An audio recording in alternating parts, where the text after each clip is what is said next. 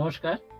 স্বল্প দৈর্ঘ্যের ছবি সাহিত্যিক পাঁচকড়িদের সতী শোভনা গল্প অবলম্বনে অদৃশ্য যন্ত্রণা, এই ছবিটি পরিচালনা করেছেন রাজদীপ রায়।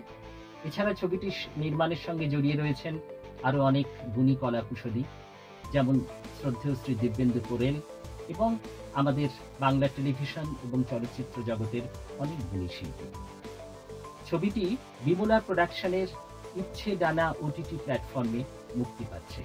আপনারা কিন্তু অবশ্যই দেখবেন, দেখতে তো হবে, কথা দিচ্ছি আপনাদের ভালো লাগতে বাধ্য, কারণ আমরা এই কাজটা কিন্তু খুব ভালোবেসে এবং ভালো লাগার সাথে করেছি।